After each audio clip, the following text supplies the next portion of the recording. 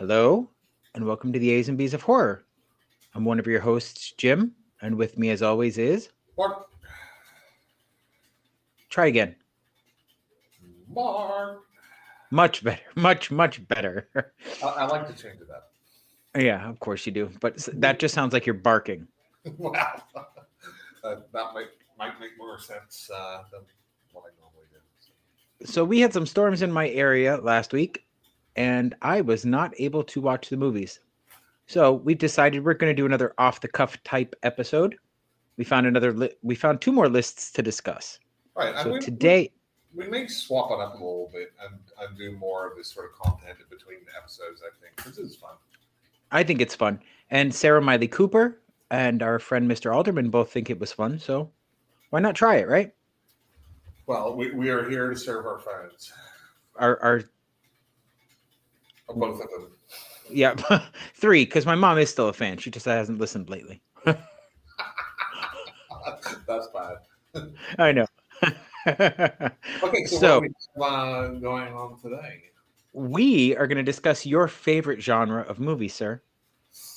We are going to go over this list done by, hold on, where's the author? Alex Vo, writing for the editorial section of Dun Dun Dun, Rotten Tomatoes. Oh, the Vo Man.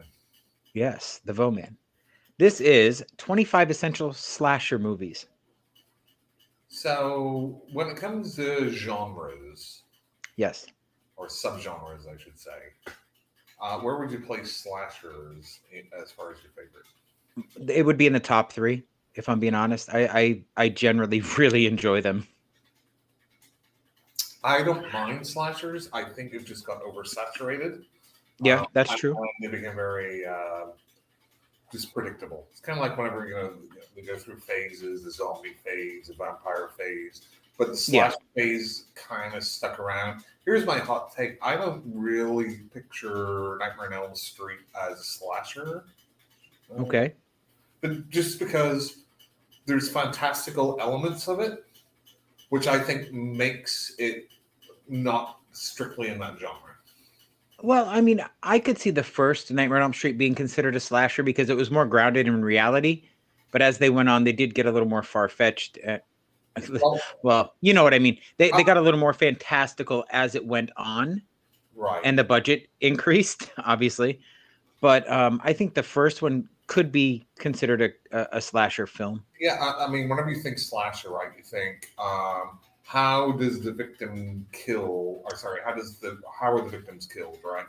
And it tends to be stabbing implements, right? And something sharp and stabby. That's how we feel when we watch these movies. I think the first one probably is the closest one to fall into that category. Yeah. I think as they go on, they're more and more just about, hey, what's a cool way we can kill a character? And it's not just, Freddy stabbing somebody with his glove. Right. So I know this doesn't rank up there with your favorite types of movies. You're not a big slasher fan. Yeah, I mean, there's ones that I really like. But there as a genre, I generally don't seek it out. Now there are ones, and I don't know if it's on the list, kind of like Hush, movies like that, which I think are interesting, more modern day slasher type things. There'll be one or two you'll see on this list. I think that you're really into. I know one of them because I'm the only one that's actually seen this list so far. Right. So I know that there's at least one or two on this list that you did enjoy because we've talked about them before. Okay, very cool. Do you want to kick us off? Sure. So here we go. The first movie is from 1982. Oh, originally, I should try and guess them with the year. Sure. 1982, originally, here's your hint, Mark. Originally, It was titled Driller Killer. That would be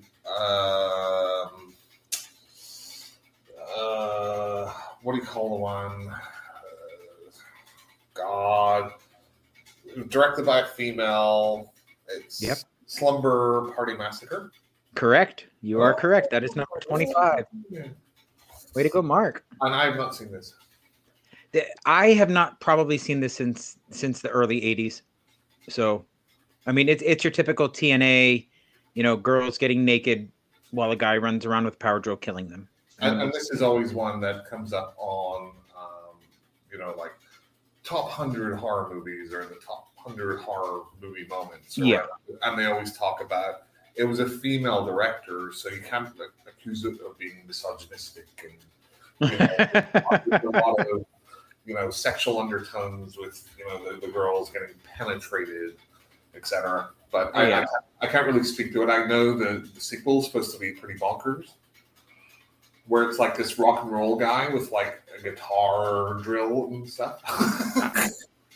I would have to look that up. I don't think I've seen that. Mm-hmm. So moving on, number 24, I know is a movie you rank very highly. It's 2003. It is a French film. 2003 French film, Inside? No. High Tension? It went by a different name. Hot Tension? No. In the U.S., it was originally called Switchblade Romance. Right. So yes, but yes, you are correct. It is High Tension. Yeah, and I think we talked about this as far as the Dean Koontz intensity, right? Yeah, we did. Yeah. I think for the most parts that this movie succeeds, apart from that terrible, quote unquote twist ending, which makes no fucking sense. Okay, so we're on to 23 now. You ready? I'm going to give you the year, and I'm going to start to read the synopsis. Right. Okay. So it's 1980. Okay. Childhood. Oh my God, I can't even speak. Friday 13th. No. Childhood abuse triggers a man to kill women. Sorry, what? Pieces? No. Okay. Childhood. A Nightmare in a Diamond's Brain? No. This is really disappointing because you just told me during our last podcast how much you love this movie. Let me give you the director, William Lustig. Oh, Maniac. Yes. Yes, Maniac's very, very good. Yes. We know your love for it, and I still have not seen it. So. I mean, again, it's not like one of my favorite movies ever, but no, but it's a sleazy movie. As long as it's not like New York Ripper, I'm fine. It's got that same sleaze factor. Not quite the same, but it's kind of got that New York slimy 80s, early 80s, late 70s vibe. Oh, fantastic. Fantastic. Yep. Good stuff. Says you. Okay. So next we go to 1982. Okay. 82 slasher. Okay. Give me a frustrated Boston detective searches for a maniac responsible for mutilating a number of university co-eds. Oh. Is this a U.S. movie? It is.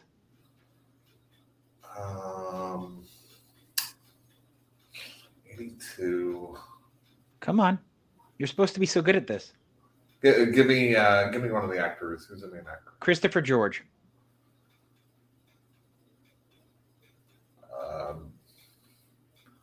I'm going to say Pieces again. that is correct. Okay, Pieces is not a U.S. movie. It is a Spanish sort of movie. Have you ever seen Pieces? I have not. No. It is wonderful. It is wonderful. It's so funny and not intentionally. There's some great gore in it. They have so explain to me why you're classifying this as a Spanish film. Is it just because this? I think it's like a Spanish production, Spanish. It's a Spanish director. Yeah, I think the money might have been funded or something like that. In my head, it's not like a U.S. movie. Well, it was written by Americans. It's starring Americans, so to me, it was originally filmed in English. So to me, that would we could go down that rabbit hole of where is a movie from, but in my head, it's movie Spanish. It's okay to be wrong, Mark, and you'll just have to accept that moving forward. You're not always going to be right. No, I want to make sure that, it's a co-production between Spain, the U.S., and Puerto Rico. Okay. So it definitely has some Spanish. So we're both right. We're both right then. Right. Sure. Yeah. In the spirit of unity. Unity, please. But yes, okay. Pieces is amazing. So here's another one. 1981. Okay. Friends defy the rules of a legendary murderer and discover he's real. I'm not giving you the next line because it'll give me a title. Sorry? The Burning? No. Okay, what was that again? The Friends what? I said I'm not giving you the next line. No. Oh, friends defy the rules of a legendary murderer and discover he's real. Defy the rules of a legendary murderer. Mm-hmm. Defy the rules.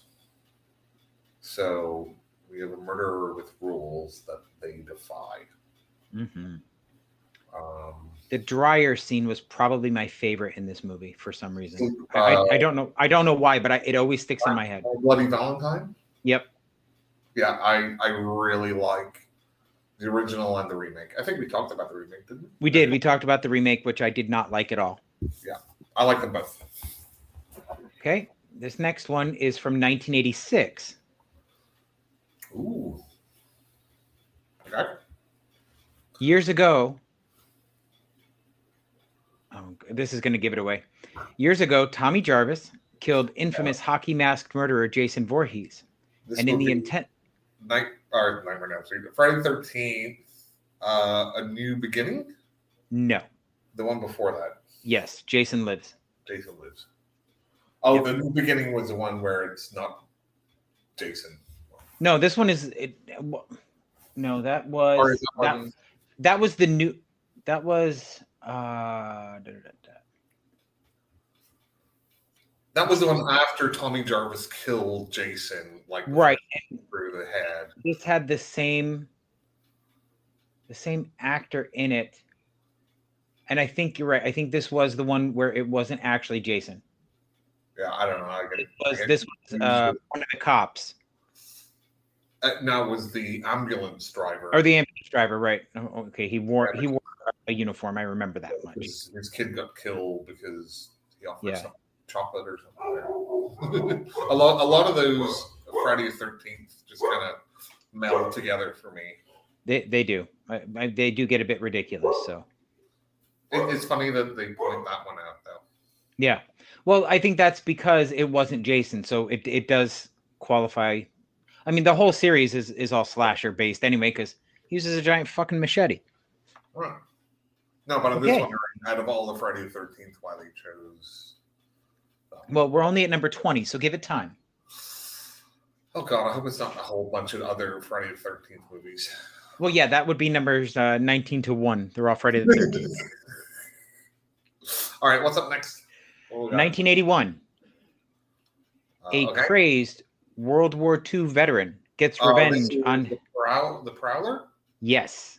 Yeah, with some awesome, and I guess we can't really, talk about especially 80s slashers without talking about Tom Savini.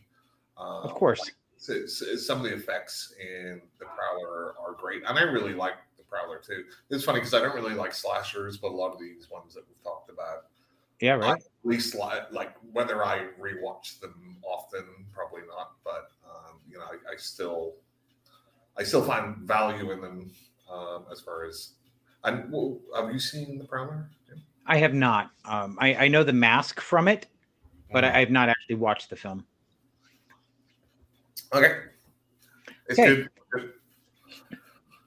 Next comes a movie that was hatched before both of us were born, 1974. A hooded killer with a hacksaw stalks college co-eds. 1974. Huh. Give me another clue. Directed by Sergio Martino. Torso? No. Yes. Oh. See, that was a good guess. Yes, that was a good guess. So I work from home a lot, and I had that on in the background one day, so I didn't really watch. I didn't really pay attention, but it's pretty sleazy too. So yeah. Jim? Yep. Okay, so next we have 1992. I love that you picked this list that you've seen like 0 from. No, there's only 2 so far that I haven't seen. Really? I thought there was more. You haven't seen Pieces. You haven't seen this. You haven't seen Maniac. You haven't seen Slumber Party Massacre. No, I have seen Slumber Party Massacre. I haven't seen the sequel. Okay, go down what we've done so far and tell me. Just list them off and tell me if you've seen them. Okay, let's see. Hold on. My mouse decided to stop working. Hang on a second. So we got Slumber Party Massacre I've seen. Switchblade Romance I've seen. Maniac I have not. 1. Pieces I have not. 2. My Bloody Valentine I have. Uh-huh. Friday the 13th 6 I have. Uh-huh. The Prowler have not. 3. Torso I have not. 4. So you're batting under 50. Oh well, that's okay. As Sarah said, I am a young Padawan. Now we got number 17. 1992. Ooh. Skeptical graduate Helen Lyle befriends Anne Marie McCoy while researching superstitions in a housing project. Candyman. That's right. Fantastic movie. Yes. I think there is so much to enjoy about the movie. I mean, if you talk about like the score, even. The cinematography is great. Now, I'm trying to think if I ever read the original short story, the Clive Barker one. I don't think I did. The Forbidden. So there's a lot to love. Tony Todd is amazing in it. Like I said, I'm not sure about the short story. Have you seen the remake or reboot? Maybe the Jordan Peele one. No, I have not seen it. I don't think it's Jordan. I think he might have produced it. He didn't direct it. Right. I just know that his name was attached to it, and I generally am not a fan of his. There's been one movie he's made that I enjoyed. Yeah, just forget about produced by, because I mean, God knows how many Wes Craven produced or Sam Raimi produced, which are nothing like the director's stuff. They threw money behind it and then use their name to market it. I thought the remake was actually pretty good, but unfortunately, a lot of the killings were off screen. Right, and I had heard that about the movie. I mean that's part of why you go see a slasher movie, right? Very true.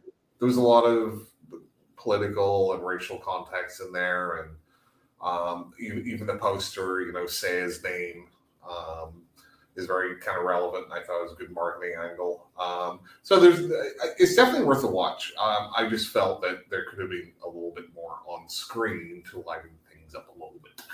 Yeah, that's fair. Okay, you ready to move on to number 16? I am. So we have 1981. The Burning? How did you get that so quick? I didn't even get to read anything. Because yes, it is The Burning. Yeah, because whenever you hit like 1981, like to me, that's the big one in my head, because that's one I really, really like. I think because it's pretty brutal. Again, we'll go back to Tom Savini. Is this the giant soup pot in the kitchen? No, that's Sleepaway Camp. Okay. Yeah, no, this is the most famous scene where Cropsey, the burned caretaker, kills a bunch of kids on a raft. Okay, I don't remember that one. Yeah, it's Tom Savini turned down Friday Part 2 to work in The Burning, and it definitely helped. It's full. It's got Jason Alexander in it. Oh, really? That I'm gonna have to look it up then. And it has Holly Hunter, I think. Really? Yeah, there's a bunch. I think Wow. there's one or two other like that became like really famous actors in it that Yeah. they were obviously starting off their career. So yeah, Nice. really good. Enjoy the Burning. It's actually one of my favorite slashers. We're coming a little forward here now. Ready? Mm. 2017. Mm. Okay. Ready? Mm-hmm. Tree Gelbman is a blissfully self-centered collegian who wakes upon her birthday. Oh, Happy Death Day. Yes. And I have to say, this was a fun movie. It was not a brilliant movie, but it was fun. I had fun watching it. Yeah, it does the Groundhog Day thing, right? Yeah. And that trope's a little played out, but I thought she was really good at it, and she carried a lot of the movie for me. The movie's fun, Yeah. but I think without her, it would have been more average. Well, agreed. Because I'm gonna be honest with you, I avoided watching the movie until it was available on a streaming service because I hated the main character's name. That is classic Jim. I know, isn't it though? That is. If you could have anything carved on your tombstone, it would be like, life was okay, but I saw this guy with like bleached blonde hair, so fuck it, who cares? One star, would not recommend. What was the point in that? Right? Two hairy knuckles. Don't try it. But yeah, I like that one too. I thought it was good. Yeah. Good time. When you talk about slashers, we could go into like giallo and different, types. We'll get there. You could go into like Psycho, and I'm sure that's probably on the list, and Peeping Tom, and there's a lot of different slasher-esque movies with different things going on. But I think most people watch a slasher just for the kills. Well, that is part of.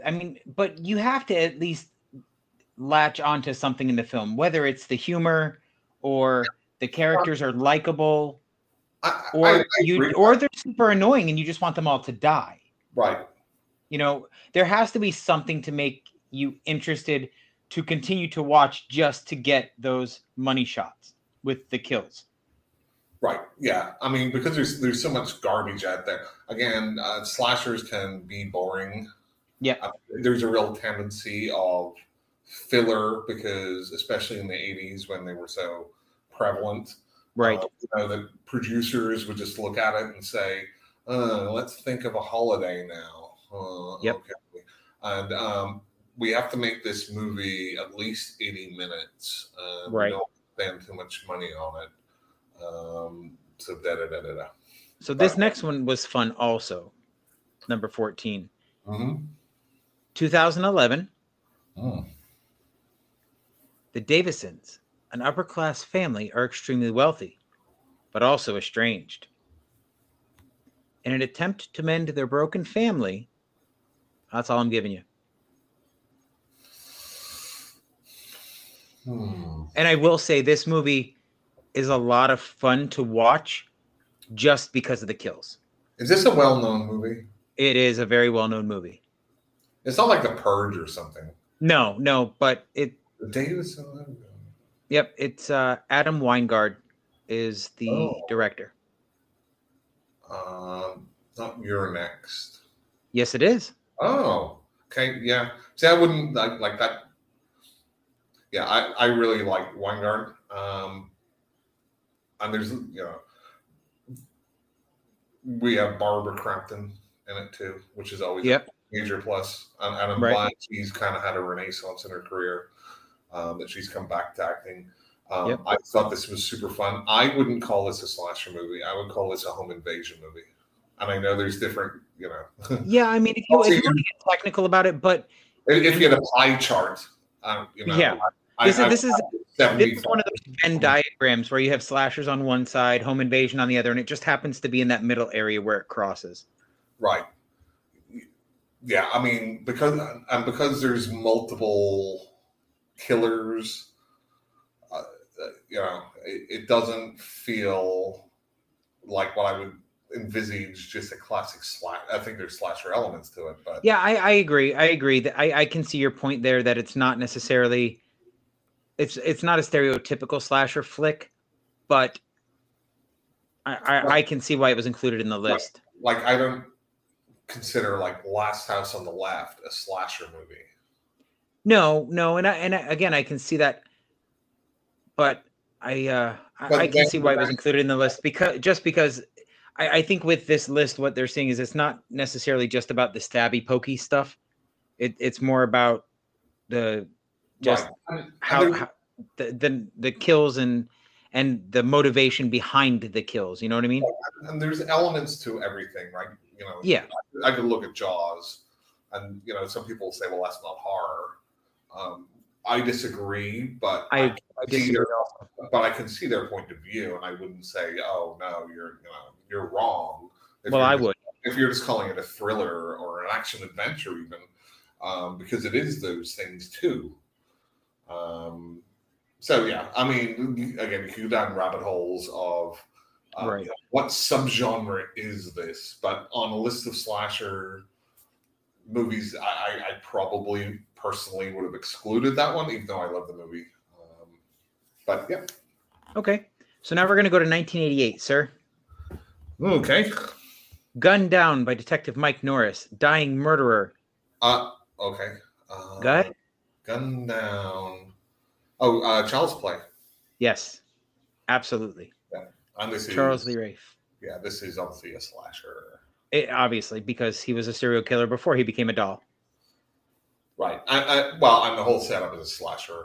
I mean, yeah. More than anything, and what can you say about Child's Play except that whenever it comes to killer doll movies, the suspension of disbelief for me gets a little bit too far because just like fucking punt that fucking doll. Yeah. I agree. I agree. So, but yeah, I mean, it's iconic for a good reason. I still hold Dolls in higher esteem than I do the Child's Play movies. Dolls is my favorite killer doll movie. Yeah, I agree. And my favorite line is when the ruffians walk in. Is this Enticue? And they're like, "Excuse me." What? Jim, can I hear more of your? Yeah, no, you cannot. That's as good as I get, sir. Is this an Enticue? Yeah, it was hysterical. I remembered it, even though this was another movie that I had seen, like the scene where the little girl has the vision of her bear coming up giant from the woods, like stuck in my head. That and that scene where she asks if it's antique with that weird pronunciation. Those are the only two things I could remember, but I could not remember the name of the movie. Yeah, and this is the one where the dad is the same guy in the Freddy's Nightmares pilot. Right. But I remember I snuck down. I couldn't sleep at night, so I came down and it was on HBO really late at night. And everybody else was asleep, so of course I watched it. Right. Okay. It's Stuart Gordon, isn't it? I don't remember, to be honest. Dolls director. Okay, let's bring up weird results. So we're going to move on to 1976, my friend. You know what happened in 1976? You were born? That's right. That's right. And this is the year I was born. The apocalypse began. Yes, it did. We have at least another 20 years before all hell breaks loose. So, yes, it was. Favorite daughter Karen is viciously strangled and set afire in a church on the day of her first communion. Is this like Alice, Sweet Alice? It is. That is one I have not seen, but I want to see. I've seen it. It's on my list. I've seen it once, a very long time ago, so I don't remember much about it. And I do tend to get this and Happy Birthday to Me mixed up for some reason in my head. Yeah, I can see that. Yeah, I don't know why, but for some reason I get those two confused all the time. But yeah, that's got the one where it's got kind of that clear doll face mask. Yep. That became very popular. But I need to get around to that. Okay, we come back to the Back to the not Future. so not too distant past. We'll go there for 2018. It's been 40 years. Oh, Jesus fucking Christ. Oh, six times, Jim. 6 times. Yeah. I'm still kind of like shocked how much I dislike that rewatch. I'm a little shocked too. I mean, I know it's not a perfect movie, but I think you're a little too hard on it because I think. Oh, Jim, you cannot accuse me of being too hard on a movie. Shut your mouth. Do not lecture me. I loved it 1 out of 10. When I looked at the man's knuckles, one overgrowth of hair, 1 out of 10. I had fun watching this movie. I know it's not a perfect movie, and I know I do tend to be hard on movies, and maybe it was the nostalgia, and I love the fact that it wiped out everything past the original. I had fun with it. I didn't. Clearly. And I can't wait for Halloween Ends. I will say this about that movie. But not going to end though. John Carpenter said so. If both Laurie and Michael are not dead by the end of that film, it's a waste of a movie. I will have no use for any further Halloween movies. But are they going to do a subvert audience expectations? Well, there was a supposed leak on the internet that I read an article about where they say that Michael Myers is the only one that's going to survive the last movie. Well, I told you the only thing that kills off slasher villains, right? A drop at the box office? Correct. Yeah. Halloween will never go away. I wish. Even I'm surprised they haven't revived Friday the 13th yet. They've tried twice. No, I mean over the last number of years. Oh, yeah. Doom's one was a long time ago now. Do you know, I just saw an article today. You know what movie is currently in production? A remake of The Strangers. Okay, never seen it. You've never seen The Strangers? No, I saw the sequel, which I thought was terrible. Oh, yeah, Pray Night. That's right. We had talked about that. Mm-hmm. Okay, so we are now up to number 10. You ready? Ooh, top 10. Let's go. 1983. Bunks and the Showers are a mad stabber's beat at a summer camp strictly for teens. Sleepaway Camp? Yep. So Sleepaway Camp, here's the thing. A lot of people don't like it. Like, I'm not even going to talk about the twist or anything. Why? It's a 40-year-old movie. Talk about the twist. No. I mean, in the context of what I'm saying. Oh, okay. A lot of people say they don't like it because it's kind of boring or slow or whatever. Like, yeah, do you watch slasher movies? They're all kind of like that. What I do like about this movie is that, hey, it's a summer camp and there's actually fucking kids there. They're not all 26 pretending to be 16 or 18 or wherever the hell it's supposed to be. Right. And I thought some of the like rivalry stuff between the different kind of cliques worked really well in this movie. And we can talk about. I made a post online about this, like about the twist, quote unquote. And I don't know if we want to get political, but I've read some people saying Sleepaway Camp is like a pro-trans movie. I'm like, I don't think you watched this movie. I think you read a synopsis or a spoiler about it. Right. It's not at all. Well, so am I mistaken in the fact that, because I've only seen the movie a few times, right? So I don't have it all committed to memory, but isn't the entire beginning of the film about a little boy being forced to dress a certain way because of his mother or his aunt? So that's not the start. Well, so the start of the movie. This is why it's a twist. But I mean, it is explored in the movie. Am I wrong? So it's explained in the movie. Okay. That there was two siblings and they both died. Or sorry, the dad died in the boating accident. Right. One of the siblings died. But you're supposed to think that the surviving sibling was a girl. Right. But we're introduced to the crazy aunt who took over, the looking after the surviving sibling. Right. And she's obviously fucking nuttier than squirrel poop. Right? That is true. But, it's not really explained. It's kind of explained through some flashbacks, etc. Yeah. And there is a point where they go back and they show the dad was having sex with another guy too. I did not remember that. Yeah, but the whole point is that it wasn't his choice to be a girl. It was forced on him. Right. So I don't see how that's like a pro-trans thing. Yeah, I don't either. But whatever. I mean, people are going to read into whatever they want to. So yeah, I just thought it was a weird take on that movie, honestly. I agree. That is a weird take. Yeah. Anyway, okay. I really like the movie.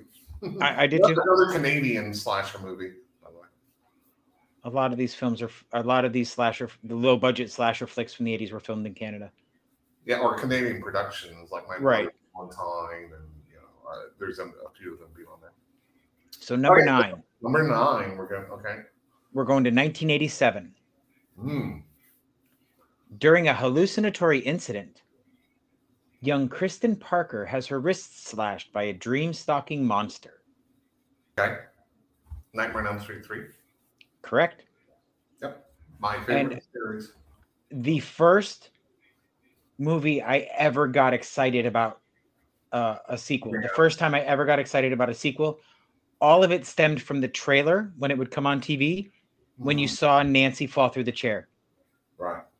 I thought that was the most amazing special effect I'd ever seen in my life. And this entire movie just takes you on that trip all the way down. And it's one of my favorite movies of all time.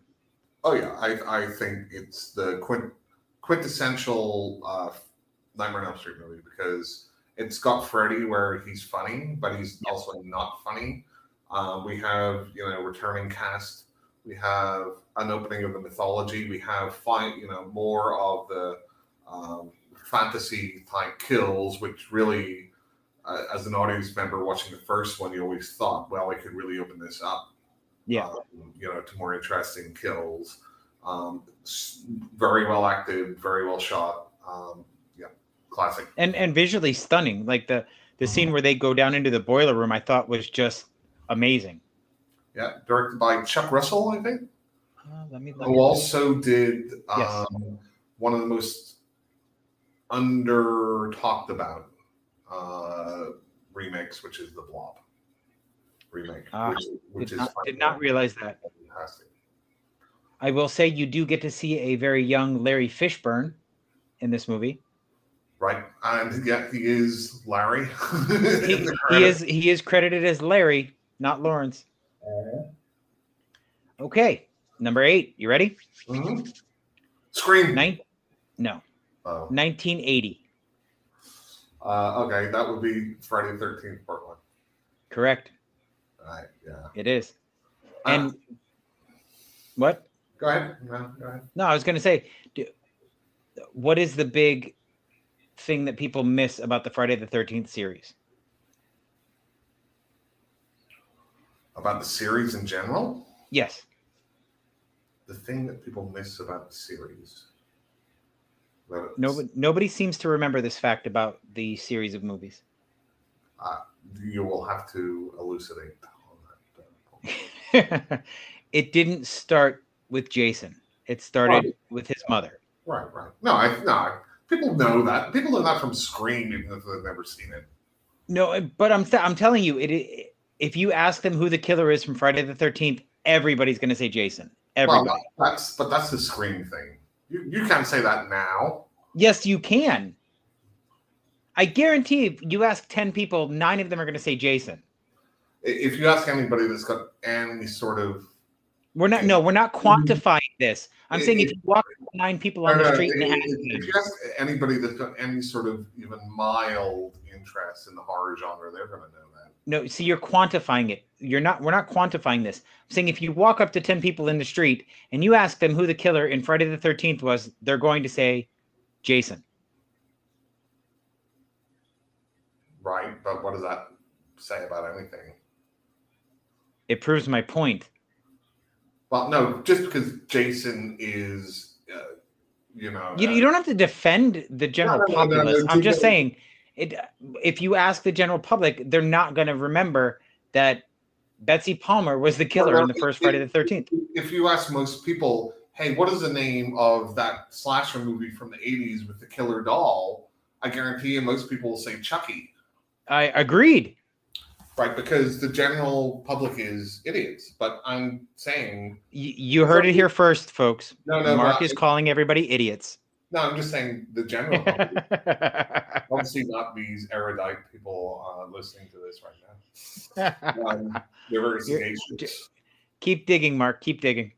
No, but I think... No, I'm just talking about... Like, I don't view talking about horror movies as... What does average Joe in the street think? I look at it with people who are at least have a little bit of knowledge about it. That's just this. Okay, so number 7. Yep, we're moving on. Yeah. This I had not heard it referred to by this title, so I'll give you points for whatever one you get. Synopsis: Winter break begins. Okay, what was the year? Sorry. 1974. 74. Okay. As winter break begins. Christmas? Sorry? Black Christmas? Correct. Yeah. But they have it by another name, and I don't know why. In the synopsis, it says Black Christmas, but they also have it listed as Stranger in the House. Maybe that was a Canadian, because that's another Canadian movie, right? Yeah, maybe. It was directed by Bob Clark. Bob Clark, correct. Who also did what other famous Christmas movie? I don't know. A Christmas Story. Oh, okay. You'll shoot your eye out. Yep, he did that one too. That movie I used to love until TNT played it for 24 hours. Yeah, I don't know. Okay, back on to 19. Hang on. Let's go back. Black Christmas. Margot Kidder. Yes. Olivia Hussey. Yep. I believe is in that. This really is like people talk about Halloween as the first slasher kind of. You kind of look at like these milestones. You're like Peeping Tom, Psycho, Black Christmas, Halloween, Friday the 13th, Scream. These are kind of like markers in kind of cinematic slasher history. Right. Again, that's leaving to one side giallo, etc. I think Black Christmas is phenomenal, and I love the ending of it. Yeah, I agree. I think it's a phenomenal movie, even though I've only seen it the original a few times. The remake, I remember. So there's 2, right? There's the last one, which didn't get very good reviews, and I have no interest in seeing. The one before was I think it was in the 2000s. Yeah, that sounds about right. And I remember, was it the one that actually had some cool kills in it? I've never seen either of the remakes, so I couldn't tell you. Anyway, the original is a classic, yes. Okay. A very, you wonder if Halloween would have been made. We're getting down to the top 5 here, Mark. Okay, so good. So close. Okay. So we're at number 6, 1980. Okay. When Liz Blake, a prostitute, sees a mysterious woman brutally slay homemaker Kate Miller. Go on. I don't know that I would consider this a slasher movie. Okay. I mean, I guess I understand why it's on this list, but it was directed by Brian De Palma. Oh, Stars Michael Caine, Angie Dickinson, and Nancy Allen. I'm your woman from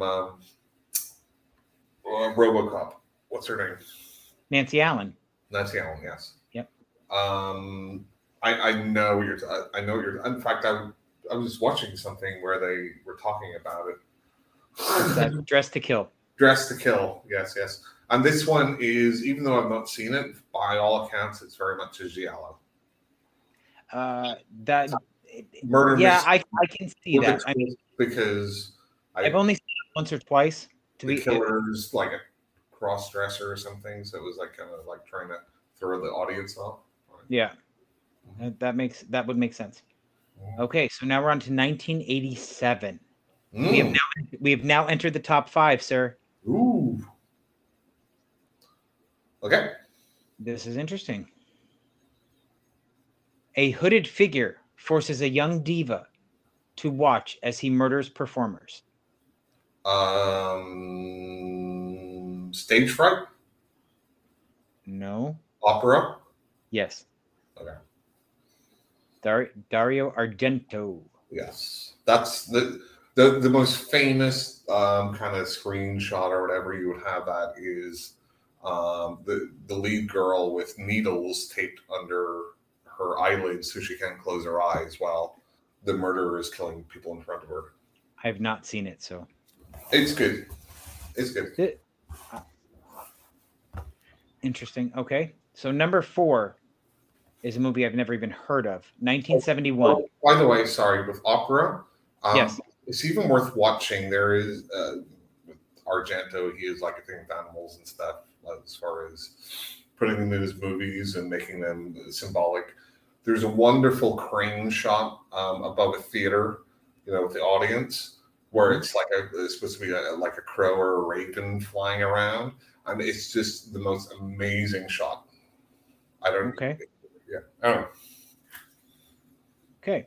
So now we're on 1971. There's not much I can't really.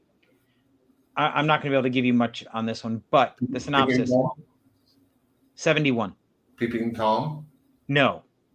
Oh, that might have been 60s.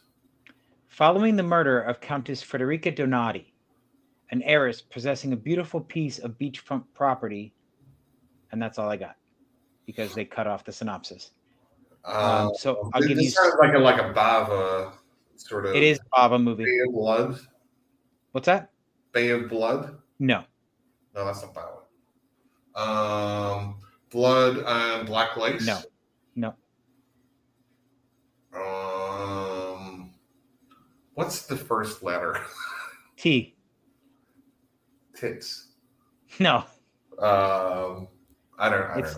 Twitch of the Death Nerve. Twitch of the Death Nerve. Okay. Oh, yeah. I know nothing about this one. I have to catch up with some more Bava. Okay. So now we're going to move on to number 3. We're in the top 3. Okay. Can we say? Okay, I would say I was going to try and guess the top 3, but okay, go ahead. Go ahead and try. Halloween, Psycho, and Peeping Tom. You are incorrect on 2 of them. So Halloween. Yes or no? I'm not telling you which ones. Okay, we're going to go through the rest of the list. Why don't you read me the synopsis or whatever of the first one? So we're going to do number 3. Right. The sleepy little town of Woodsboro just woke up screaming. Scream. Yep. Synopsis of number 2, which you... Can we talk about Scream? Sure, we can talk about whatever you want, Mark. I'm trying to follow your lead, sir. I loved Scream because I thought it was the first real jaunt into the meta aspect, and I thought it was a lot of fun. Well, I mean, as a Nightmare on Elm Street fan, it's not the first jaunt into meta. Right? Well, no, it is not. But, I mean, And I'm sure there's other examples if I sat down and thought about it. It didn't poke fun. So with New Nightmare, it did not poke fun at itself. It took itself very seriously. This one had fun with itself. Making jokes and poking fun at the different tropes you see in the different slasher flicks. This one was fun. Whereas Nightmare on Elm Street, or A New Nightmare, I thought was an ingenious way to try and reinvigorate the series. I'm going to say I'm a horror snob in some cases. In And some cases, are you kidding me? some cases, and I certainly think Scream is kind of going back to what you were saying. If you ask somebody who is, the killer in Friday the 13th, and they're like, Jason, that's who Scream is for. I agree. Whole idiot population, and I feel that for most days of the week, I'm not in that category. I am proud to say that I enjoyed the first 4 movies. I thought they got old by the 4th movie, and the 5th movie I'm really lukewarm on. But the first 3, without a doubt, I had fun watching all 3. What I will say is I really like the opening of Scream. Why, you just wanted to see Drew Barrymore get sliced up? No. I just thought it was a very, and again, this is almost like a giallo movie too, or Yeah, that's true. The babysitter in the house, sort of, they're calling from the phone, in the house. Well, right, because what movie does that harken back to, I sir? love the way I love Craven's direction of that whole thing, and I'm not a big fan of Drew Barrymore actually, but I thought she did really well in it. Then whenever it got into this sort of annoying fucking high school, you know what happens in horror movies when they say, I'll be right back? Well, then they're going to die. Oh, hey everyone, I'll be right back. Like, fuck off. Fuck right off. Fuck off. I am not impressed or interested by that level of humor. Oh God. Too many hairy knuckles for you? Their hair was way too bleached for me to enjoy. Maybe it's because I was around the age the main characters were supposed to be that I had fun with it. I mean, I'm not as big of a snob as you are. Well, here's the thing, right? I kind of feel like I've watched so many horror movies and I've been into it for so long, almost elitist. But at the same time, I feel like whenever we're rating movies, I am much more generous than you. It's almost like you're the elitist when we come to rating. That's true. That is not untrue. That is not untrue. Your disdain. I feel you've got your holy cow movies. and they cannot be questioned, and everything else is garbage. Pretty much. Pretty much. And that's fine. You're fine to be wrong. Well, I'm fine to be different anyway. So yeah, do you have anything else you want to say about Scream? Or No. We've said it all, and you're just going to continue to be wrong, so it doesn't matter. And it's probably a very unpopular opinion. No, I believe that you're probably not in that much of a minority anymore. No, I think Scream's got a lot of fans. Oh, I agree. I do agree, but I think it's more nostalgia now than it is true fandom anymore. I think I'll say it once. I'll say it 1,000 times. Even if I hate the movie, I'm so happy people enjoy a movie. You have said that before, but I still think it's bullshit. It's not. It's absolutely not. I know. I'm kidding you. I know. You're really not just a jackass. I know that. Well, yeah. I mean, I like to, when things are subjective. If I don't like it, I don't really care. Like, I'll say my piece and say why I don't like it. But what kind of gets me is like, talk about like online and stuff, and there's trolls online. You talk about a movie, and they're like, oh, people will just say shit because they want to poke the bear or whatever. And it's almost like you can't have your opinion anymore, right? It's either, if you think it's amazing, people will think you're just voting it up because you're a fanboy, and if you say it's garbage, it's kind of like the DC Marvel thing. Yeah, you're just like voting it down because you're Marvel or you're DC or you're this or you're that. I have a standard response to those people. Do you want to know what it is? Mm-hmm. Mm-hmm. I'm not just burning it down because I'm trying to be a dick. It's shit. Right. I mean, I think there's going to be a certain percentage of idiots that just. Well, yeah. There's always going to be the detractors, and there's always going to be people that are just saying stuff to get a rise out of you. But there's also people that say that that's the only way people tend to vote. I'm like, or have an opinion. I'm like, no. there's movies I genuinely love. There's movies I genuinely think are okay, and there's movies I dislike. I mean, Agreed. hey, it is what it is. I'm not trying to burst anybody's bubble. If you liked it, like I said, awesome. Yeah. Anyway, on to number two. Number two, Psycho? Wow. No, it is not. 1984. Several Midwestern teenagers fall prey to a disfigured midnight mangler.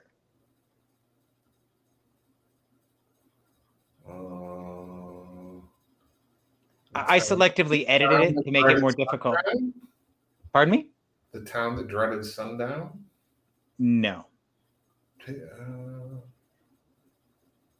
don't know. From that synopsis, that's kind of vague. Okay, I'll read you the actual synopsis because I didn't want to give it away, because as soon as I say this first line, you're gonna know what it is. Oh. In Wes Craven's cult slasher film, or not cult, sorry, classic. Nightmare Classic Yeah. Yep. Yeah, and like we mentioned, well, like I mentioned, I don't really. I mean, it is, I guess, but it's. It really is, because I mean, this is the first slasher movie I remember seeing. It's weird that this list does not have, like I say, like a Psycho on it, or a Peeping Tom, or Well, this list is written more for the. Let's be honest, it's written more for the casual horror fan than the discerning horror fan. Well, I mean, they're throwing like Twitch of the Death Nerve and stuff in there, so I mean, I think it's a good mix. But again, if you're looking at kind of like cornerstones of how genre, it's like doing a zombie list and leaving out Night of the Living Dead. Yeah, agreed. So now we're on to number one, Mark. Yes. 1978's Halloween. Which is so funny because, like, Carpenter, my favorite director, like, he just wanted to make a movie, and it wasn't like he set out to make a classic. What was the original working title? Do you know? The Babysitter Killers. That's right. Murders. Now, I obviously, I think Halloween is fantastic. But I don't really watch it that often. Agreed. I would watch part 3 way more than I watch any of the other Halloween movies. Okay. So that we have reached the end of that list. I have another list I was hoping we could peruse a bit. Yeah, I found the list too. Let me just do this one real quick, and then you can do this one. It's only 10, but we've probably covered them all. Okay. The 10 most underrated slasher movies. And have we ever got into have I ever went on a diatribe about many times versus underseen? No. Okay. So people throw around underrated. And I think a lot of times they mean underseen. So you can get some sort of cult classic that's got really high ratings, but many people haven't heard about it, and they'll consider that underrated. But I think what they mean is underseen. Right. Underrated would be it's got like a 3 out of 10, across the board, but it should be a 7 out of 10. But a lot of times on the list there, it would be like a Halloween or something on there. It's underrated. Well, no. It's very highly rated. Right. Anyway, okay, so 10 most underrated slasher movies. Okay. Let's see, what do we have here? And this is from Screen Rant. Number 10, we talked about last week, the remake of Maniac. Yep. Oh, number 9. This is an interesting one. April Fool's Day. Oh, God.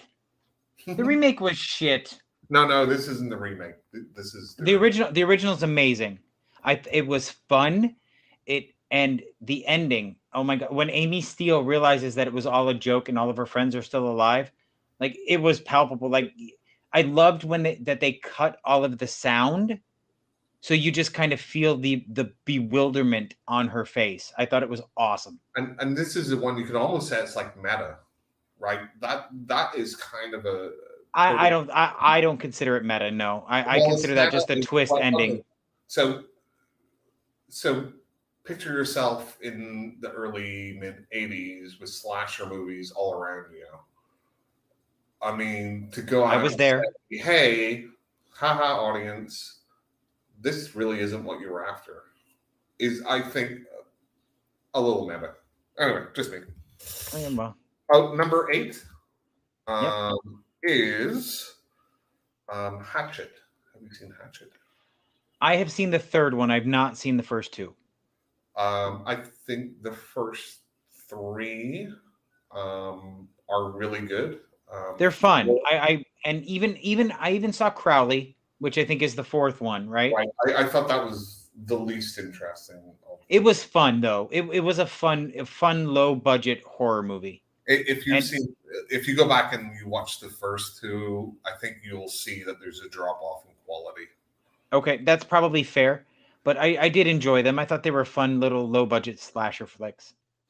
All right, so the next one here is William Lustig's classic with Bruce Campbell and Tom Atkins in it. This is the Maniac Cop. Maniac Cop, yes, which is a lot of fun. Yeah. Yeah. Yeah. That's debatable. No, I love Bruce Campbell. Don't get me wrong, and I love Tom Atkins, but this movie just didn't do it for me. It's very much a product of the 80s. I agree. It is. And if you recontextualize it with today, with in the news about police violence and everything else, it really actually is more relevant today. Okay, let me say this about that. I don't need my horror movies to be woke. I just want to watch some fun kills. So you and me may have a discussion about this. What does woke mean? I don't need them to be socially relevant. I don't need to feel empathy for somebody that's just misunderstood. Socially relevant. Yes, socially relevant. I don't need a message in my horror movies. So I don't see. I don't think anybody's got a good handle on this word, and I think it's thrown around a lot, and I kind of hate it. Okay. No, you don't need that, but I mean, you could say, well, George A. Romero's Dawn of the Dead, that was so woke. I hate it. I don't need this social commentary about consumerism in my horror movies. I don't. No, I don't. I don't want my horror movies to say anything else other than people just get killed. That's essentially all I want. Yeah. Yes. That's so, and I'll give you. Candyman is woke. How so? Candyman is one of the most woke horror movies out there. I disagree. What do you mean? It's all about racial, the poverty and how the African Americans were terribly treated and everything else. I don't need that in my horror movie. That's so. I don't need that social commentary. I don't, but I don't see that in Candyman. Right. So 1 out of 10 for Candyman from Jim. No, but I did not, and maybe okay, so maybe I am using the word wrong.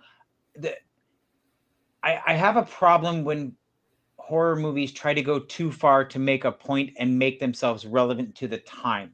Is that better? But don't all movies do that? No. I don't think they all do. To a certain extent. Explain to me how that is. So explain to me how that's present in movies like The Descent. How is that a message about the time period? Well, what do you mean? That's about girl power.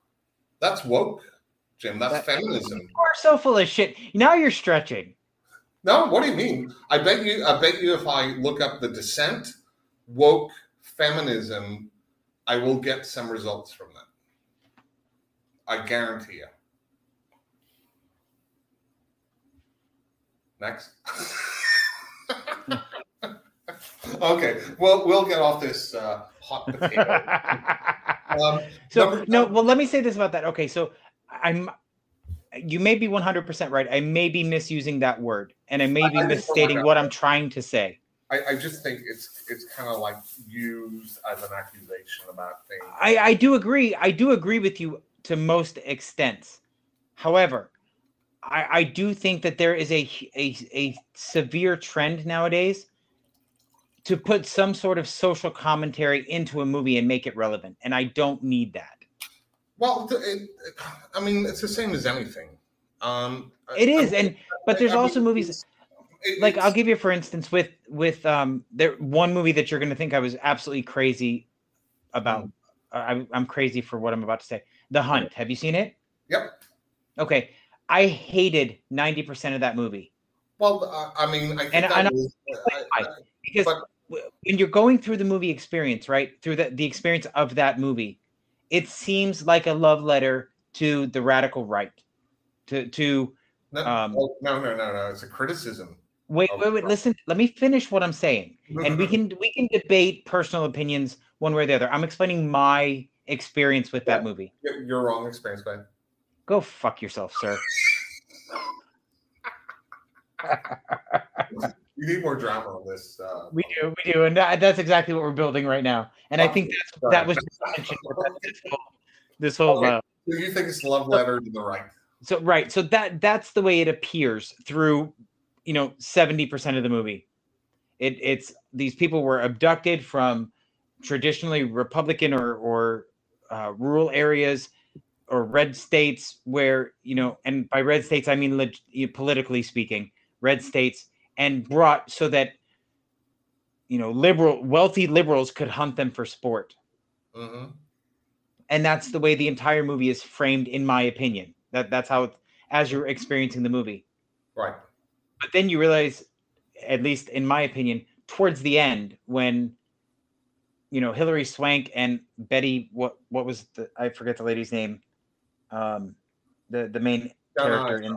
Yeah, and she was very good in it, by the way. She was fantastic. But essentially, in the final part of the movie, it's a giant fuck you to just everybody. It's not based on one political ideology. It's you all suck. And that's what I got out of it. Yeah, I mean, I to me, watching it, it's an obvious parody. And what's going on, right? Whenever they're in the gas station and it's the husband and wife and they're all talking about, I don't remember them being vegan or whatever, but they're going to kill these people. It's saying that Borat is a love letter to the right because he's espousing right-wing sort of things. Right. No, those are two different comparisons in my opinion. You can't even bring them into the same conversation. That's not at all what I'm saying. You took Borat as not a parody. You could take those things out of it. Is my point. But he's obviously a parody, so you take the opposite. But I don't think that The Hunt is presented as a parody in the beginning. Well, whenever you say beginning, when does the beginning stop? And when? And as I said, through 2/3 of the movie, it felt like a love letter. It felt like a love letter to one side of the political spectrum. That is most of the movie. I wouldn't consider that the beginning. I agree, but Borat is obviously a parody, whereas this one was not until. Whoa. When you say he's obviously a parody, whenever he's interviewing people. Yes, they don't take him as a parody. They take him. That's because they're morons. So it's obviously not. Oh, hang on. Are you calling most people morons then? Yes, I am. Rudy Giuliani is a fucking moron if he didn't realize he was being played. Whoa. How do we get that? And all the politicians he got ridiculous things he said are morons if they didn't realize they were being played. So just to boil it down, I don't mind if a writer director has something else that they want to say in their movie. I judge the movie on whether I like it or not. And if that part I don't like for whatever reason, or I think it's too forced or it doesn't make sense to me, then I might like the movie less. But I'm not going to say every single horror movie has to be so an island that you can't have a director or a writer express some opinion that they want to express throughout the movie. I think that's fine if it works in the context of the movie. And I feel like it's that currently in our current cycle of horror movies, it's being forced, and that's why I don't like a majority of current movies. Do you know what's a woke movie, Jim? Wes Craven's A New Nightmare. You are so full of shit. You're doing this to get under my skin. You really are. It is a critique of how the general public find heroes out of the most horrible people in society. That, sir, no, you're stretching for a message in that movie. Oh, I am not. I mean, they all have Freddy Krueger lunchboxes, right? You're right. They do. Not normal. They're talking about how you can have a child serial killer be something that kids will have a lunchbox on, you know, because it was so monetized. You're right. Right. So it's woke. It's a critique on, again, commercial interests and what, you know, the studios will do for a buck and how stupid the general public is. Woke, Jim. It's woke. Okay, moving on. Wow. Okay, number 6 is a movie. I have no fucking clue where we are. So we're looking at underrated slasher movies. Number 6. Is that where this shit started? Okay. Behind the Mask, The Rise of Leslie Vernon, which I wouldn't know in a future show. Number 5, Happy Death Day, we talked about. We did. Number 4, I don't consider this a slasher movie, but Tucker and Dale versus Evil, which you've seen, right? Yeah, of course. I would not consider that a slasher. That's a straight up horror comedy, and it's a comedy of errors. It's not a slasher flick. I guess you could say, you know, it's a parody in the backwoods slasher, but it's almost more like it's a comedy of errors. Everybody in that movie is killed by some sort of freak accident. It's not. Number 3 is Michael Rooker's breakout role of Henry, Portrait of a Serial Killer. Never saw it. Very, very good. It's another grimy, sleazy, based on Henry Lee Lucas, a real-life serial killer who greatly, I'm sure, exaggerated the many people that he said that he killed. But anyway, yeah, it's very good. Number 2, Sleepaway Camp. Okay, we talked about that. And number 1 in their most underrated slasher movies is woke Wes Craven's A New Nightmare. Okay, that's my list. We can move on. I don't know that I feel like moving on right now because everything's going to be woke from this point on. You're so PC about stuff. See, PC is the old version of woke. Nobody ever says PC anymore. They say woke. I say PC every time I talk about South Park because PC Principal is my favorite annoying character. Fair play to you. Okay, I think we have another list, Jim. Is that right? Well, it's not really a list. It's essentially, well, it is a list, but many of them you're not gonna you don't. I don't know if you know or not, but it's just upcoming horror movies we're excited about. When you say we, Jim, who this is a list off of Rotten Tomatoes. Sorry, you broke up there. I said it's a list off of Rotten Tomatoes. 20 horror films to look forward to this fall. So, Rotten Tomatoes. What do you think about Rotten Tomatoes in general? Generally, I don't agree with 90% of what they say. But there are trailers on here that I have seen that I am excited about. Okay. Well, I may have heard of some of these. I may not have heard. Yeah, a lot of these I have not heard of, but some of them I have seen the trailers for and I'm excited about. The first one is Barbarian. Okay. Yeah, I'm interested in that one. Yeah, it's essentially an Airbnb gone wrong, and it looks like it is really well done, and I'm excited to see. Have you seen the other Airbnb type movie. It was on Shudder. God, what was that called? Superhost. Have not.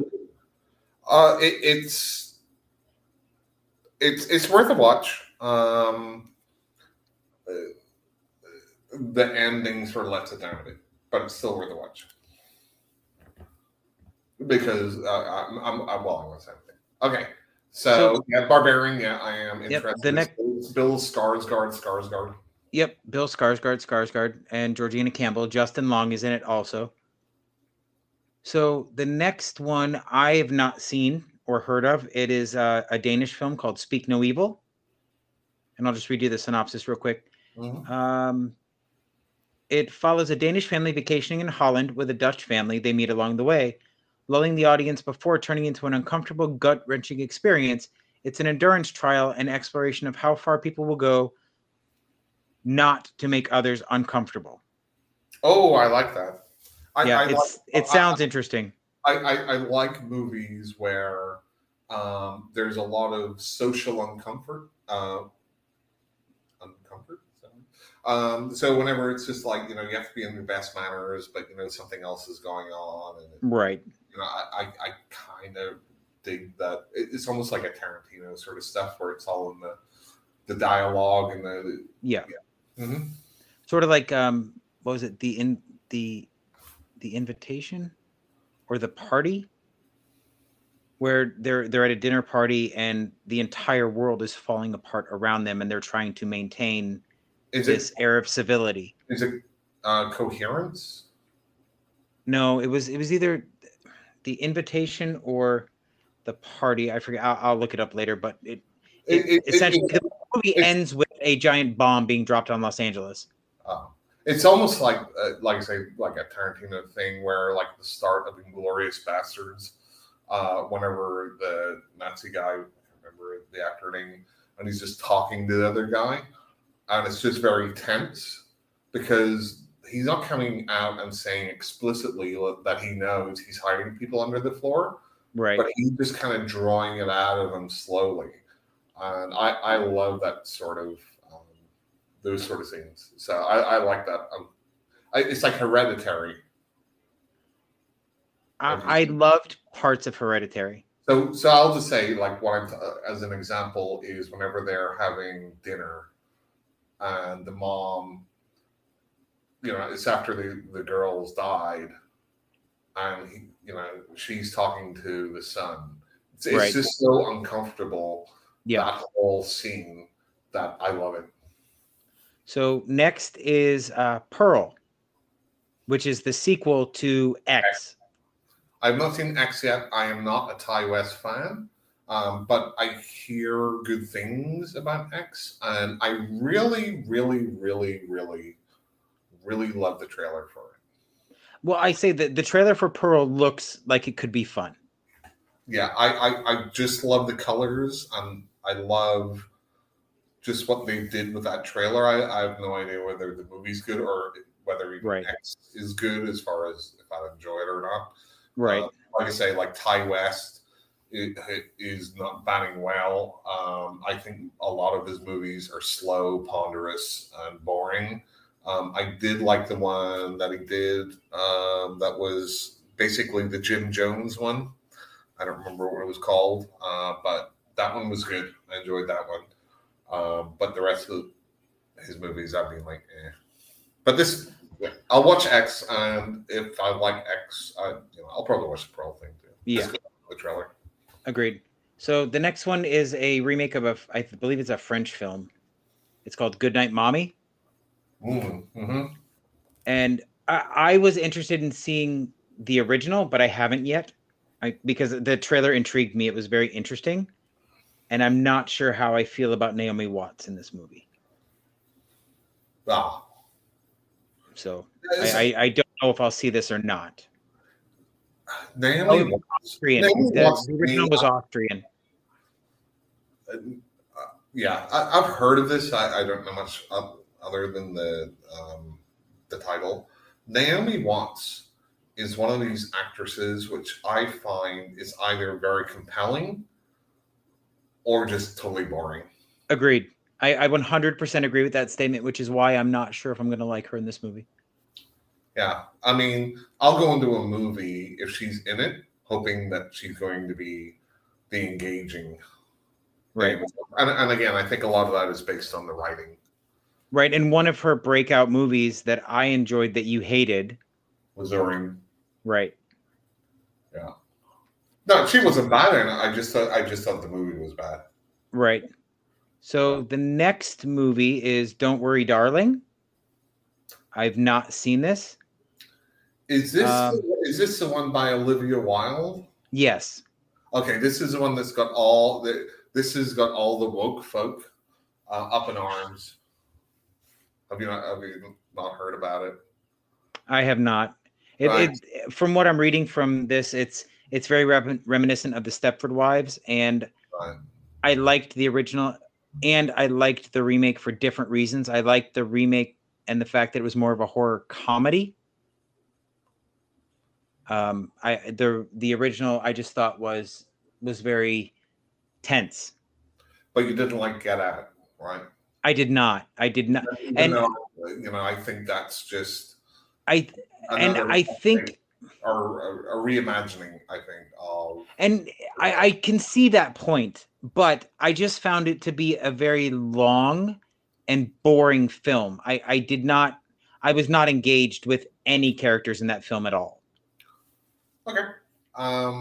So this one, I guess, has got a lot of controversy around it because Olivia Wilde is apparently a very outspoken woke person. Yeah. But oh God, what's his face from the Harry Styles? No, from the Transformers movies. Chris Pine. No, from Transformers and Shia LaBeouf. Yeah, Shia LaBeouf. Have you heard that song about Shia LaBeouf? No. I'll have to send it to you. Yeah, apparently, like Florence Pugh.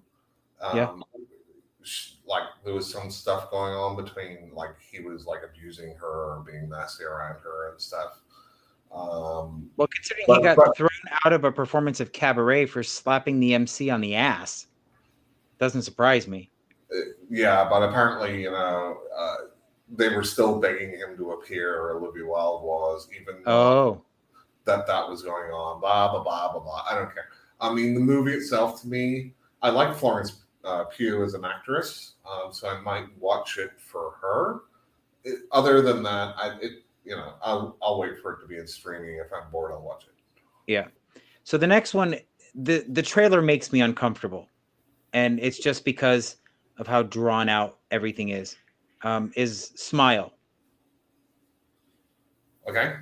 So this is right. So it's supposed to be reminiscent of the Japanese horror movies like Ringu. Yep. Sorry, I just know what you're talking about now. Yeah. So it looks like it could be good in the make you uncomfortable kind of way, but I reserve judgment because that is one I will see. I feel like watching the first time I watched the trailer, I'm like, and then I watched the trailer again. I'm like, this might be a fucking disaster. It could be. It could go either way. Yeah, I mean, it is, as you're saying, it's very J horror. It's very kind of like, the Ring or Ju-on remake feeling about it. I guess when we know, like, if we watch it, we'll know more about it. But like pretty much the mythology behind it or something might make it good, right? But it might be shit too. So this next one looks like a fun nostalgic throwback to the 80s. It's called My Best Friend's Exorcism. It's essentially a comedy horror. It is. It does appear that way. It's an 80s buddy movie, and then all of a sudden, somehow one of them becomes possessed, and her friend is trying to fight to get her back. It almost sounds like Idle Hands. Yeah, kind of. It kind of does have that feeling. So, from what I gathered from the trailer is they go to this cabin and do something, like play with a Ouija board or something. Yeah. typical from the Satanic Panic in the 80s. And one of them does indeed become possessed, and she appears very sickly, and then all of a sudden gets better by leaps and bounds and is back to being normal, but she's really not. So it looks like it could be a really fun movie, or it's going to be entirely stupid because it's not done well. Is there anybody well known in the cast or director? You would recognize one of the girls, but I don't know. I don't know what she's been in. Hmm. You would recognize her face when you see her, but I think her name is Elsie Fisher. Oh, Ginger. Ginger. Married to Borat. I don't know who that is or what you're speaking about. I've only seen the second Borat. Isla Fisher, is that who it is? It is not Isla Fisher. Elsie Fisher. Oh, okay. So I know who Isla Fisher is. Oh, that's who I was talking about. Yeah, that's not her. This is a very young actress, and you would recognize her if you saw her. The next one I don't know anything about. It's called Deadstream. It sounds like it's based around the internet. It is a horror comedy. Or a river. It essentially is supposed, according to this synopsis, it feels like an 80s Sam Raimi movie, which yes, it is a live stream on Twitch. But it's supposed to be Evil Dead-esque. So it could be fun. I'll watch it on streaming when it comes out October 6th. So what are your thoughts about the upcoming Evil Dead movie? I am cautiously optimistic. I have high hopes that I will enjoy it, but I'm not sure that I'm not going to ruin it for myself. I think we probably talked about, or I've talked about this before. I just wonder what it will be like compared to Demons 2, which is the same premise. Yeah, I don't know, to be honest. I've seen parts of Demons 2, but I've never sat down and watched the whole thing. Oh, you should. You should watch both. Well, there's a number of Demons movies, but definitely watch the first two. So the next movie is Spirit Halloween, the movie. Yes, Christopher Lloyd, right? Yeah, for like 5 minutes. So I don't think this is one of the movies I will see if it comes on. Could you imagine if this is fucking awesome? Could you imagine how great that would be? It would be fucking amazing. It might even lead Spirit Halloween to get some permanent stores. No, they're fly by night. They are, and they've done it in the best way possible. They are so amazing at it. Right. This is not a movie I'm going to seek out, if I'm being honest. I'll see it if it just happens to be on. I feel it's like direct to streaming. That's got the. It is. It's October 11th, and it's video on demand.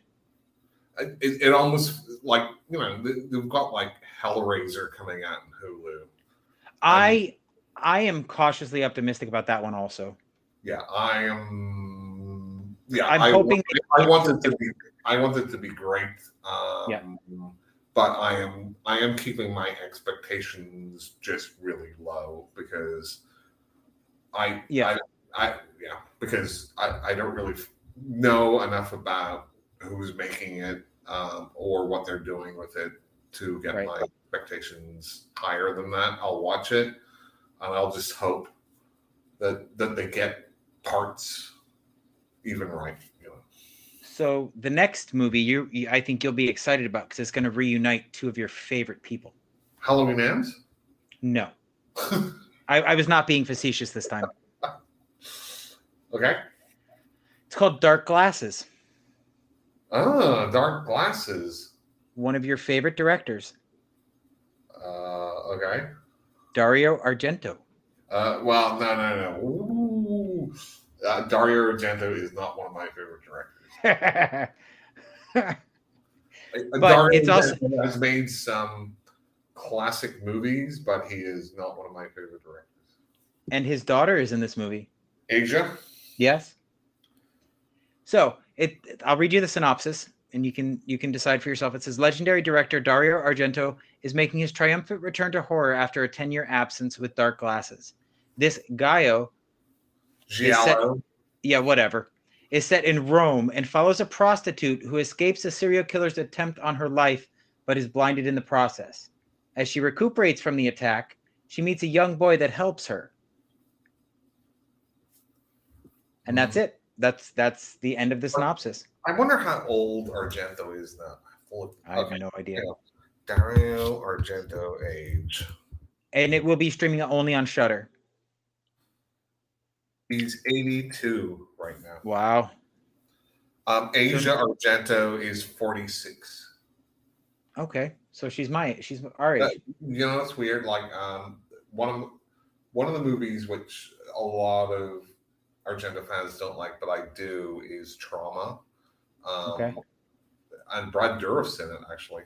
Interestingly enough, it's really his first American production. Okay. And it's very much a murder mystery, and it's got a real interesting twist and everything else. But there is a scene with Asia Argento in it where she's getting changed. I think we talked about this. It made you uncomfortable knowing it was his daughter. Well, and she was 16. Right.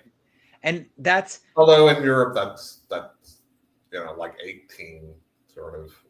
But, and that's sort of how I felt when they introduced Brad Dourif's daughter in the Chucky series, Fiona Dourif, because there's a weird. No, but there's a weirdness because there's almost a romantic relationship between her and the doll. And I couldn't get over the fact that they were related. It bothered the hell out of me. She's not related to Chucky. She's related to the voice of Chucky, sir. Sounds like you're going a little woke there. Fuck you. All right, what are we on to next? Yeah, I'm not really that interested. The next is probably a movie you won't see unless I force you to. Okay. It's Halloween Ends. Scream 7? No, it's Halloween Ends. No, I'll watch it. I will say this about that. If they're not both dead at the end of the movie, I will never see another Halloween movie. And I told you I'm part of the problem. Like, I complain about studios just pumping out these movies because they're, a franchise and people know the name, but then I'll watch it. But I will commit to this for a lot of these ones. I'll watch it streaming, and I don't know where that goes on the bottom line for any of these production companies. It's probably going to be like Halloween, like the other two Halloween movies, and show up on Peacock shortly after it comes to theaters. Halloween, the first Halloween remake, it was in movie theaters.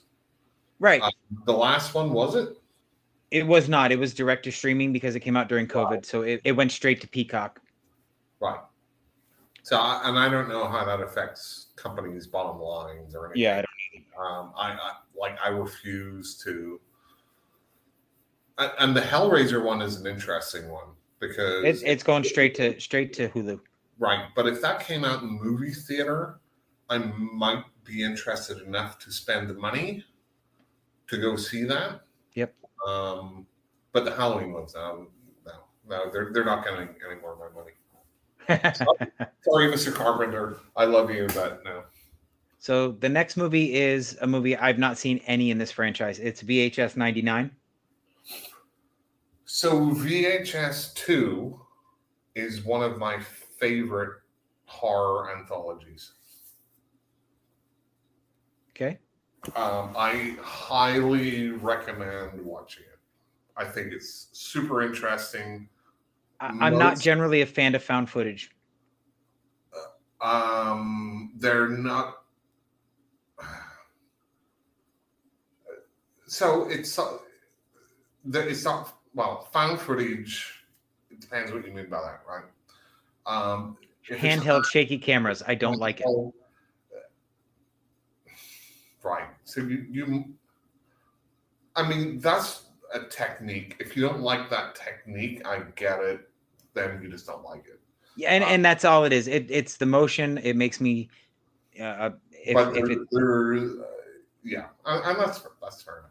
Yeah, and it's nothing to do with the movies themselves. It's that shaky camera action a lot of times it'll make me nauseous, and it makes me uncomfortable. I don't. Well, what I would say, if you ever feel like watching one, watch VHS 2, because I think it's fantastic. It's fair. Yep. So this next one I'd not heard of, but it looks like it could be interesting. It's called Pray for the Devil. The synopsis. Yep, it's the synopsis. Yeah. It says there's a global epidemic of demonic possession, so the Catholic Church starts looking for new exorcists, even agreeing to train a young nun, traditionally forgiven from performing exorcisms. So it sounds like it could be interesting, but it's going to be one I'm going to wait for streaming. Yeah, we could probably do an episode on exorcism, possession. I think possessions would be fun, possession movies, because I have some definite opinions on those. It's interesting, you look at global cinema, right? And it's very interesting that there's very specific religious or mythology from different parts of the world, right? Like if you show The Exorcist to somebody, I don't know, in China, they'd be like, what the fuck's going on? I don't care. But you show it to somebody in maybe Alabama, they'll be like, oh my God. It's just interesting, the cultural and global differences. Anyway, okay, next. So next is one of my favorite mediums, stop motion. Okay. I freaking love it. It's called Wendell and Wild. It's in the vein of The Nightmare Before Christmas, essentially. So the film follows two demon brothers who enlist the help of a tough 13-year-old girl with a lot of guilt to summon them to the land of the living. In return, they take her on a bizarre adventure. That's going directly to Netflix.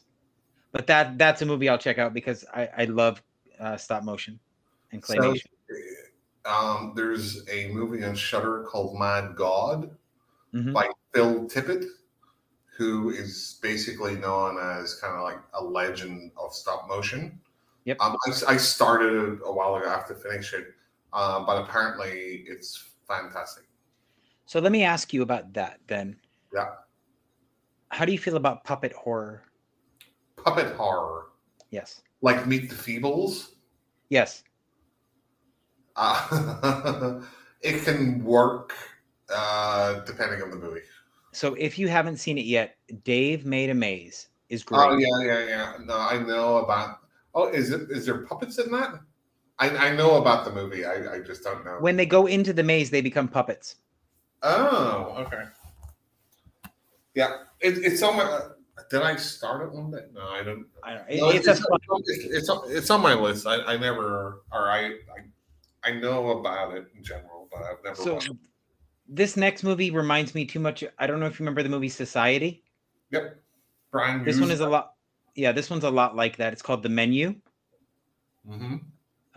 It stars Anya Taylor-Joy and Ralph Fiennes. I don't know if that's how you pronounce his name. Fiennes. Rafe. Yeah. Fiennes. It's not Ralph. It's Ralph. No, it's Rafe. That's how it's Ralph. R-A-L-P-H is. No, look it up.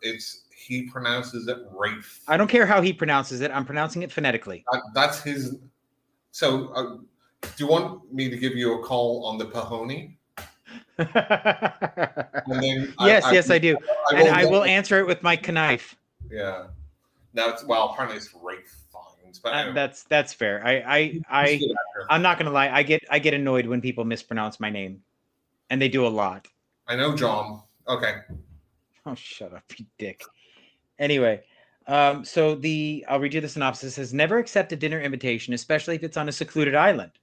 That seems to be the takeaway from The Menu, a culinary horror film about a fancy dinner party for the ultra wealthy that quickly spirals out of control. Yeah. I've seen this trailer. Yeah, and it does it because if I remember correctly, Society, they eat the plebes, right? Essentially. No, Society. Jim, you're not gonna like to hear this. Society's a very woke movie about and about how the rich ruling class devour. Right, I get that, but I'm talking at a basic level. I'm not asking for a society, right? I honestly saw it once and I've never seen it again. Yeah, this one, I don't know if it's. If they eat people. They absorb people. So the one you're talking about, it seems like a A24 type Yes, movie, like art house. Is it? It is. Oh, really? Okay. Yeah, I believe so. It very much kind of had that feeling from. It does. It's going to be a very. It's going to want to be a very highbrow horror film.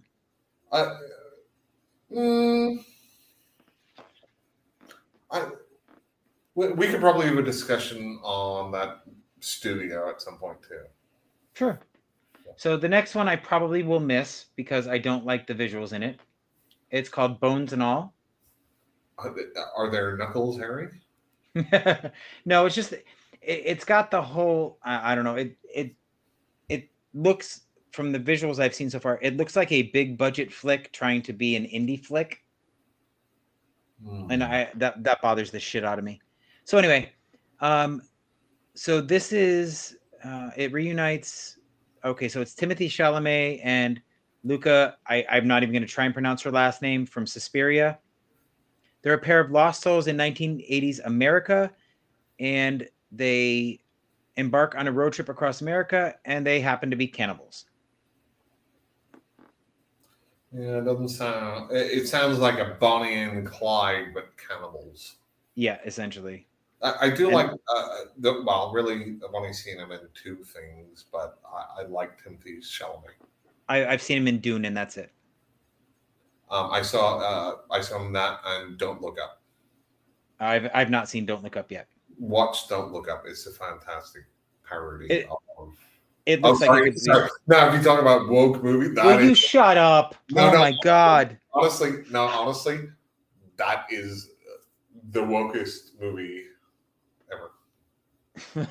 No, it is. It really is. But it's really good because it's a great parody of current U.S. politics. And yeah. Anyway, I'm kind of not interested by that description, but I like Timothy, and I don't know the other person. So I agree. So the next one is the new Hellraiser, which we've already seen as much as we've seen about it. But I'm cautiously optimistic that they take it in a new direction. I'm interested to see what they do. I sometimes get my podcasting and what I type online confused, but I really, really wish that the reboot would have happened a while ago with Pascal Louis-Jay, the director of Martyrs, who is supposedly going to helm a remake / reboot because he would have been the perfect director for it. I'm interested to see what they do with this, but again, expectation are at an all-time low because the last one actually I don't think they have, as far as I know, not the desperation to keep making them just to hold on to the license. I think that must have ended. So I think this is a new version. But what I hope, go ahead. No, I was going to say it is. It is because Clive Barker is back as a producer. So, right, and at least it's got graphic violence, graphic nudity in the rating. So at least they're doing something right. No, honestly, because it wouldn't surprise me for a PG-13 Hellraiser to come out. It wouldn't surprise me either. So at least they've done that part right. Let's hope they can get the rest right. This next one, just based on the description, I'll be skipping. It's called The Pale Blue Eye. Mm-hmm. It's directed by Scott Cooper, who is coming fresh off Antlers, which I hated. Antlers was okay. I thought it was boring. It was overhyped. That's why. It was. So this might be good, and I'll watch it if it ever comes out on TV when I'm not looking for something else. So it follows a veteran detective investigating murders at a military academy with a young Edgar Allan Poe. It's well, there's your concept right there. Yeah, exactly.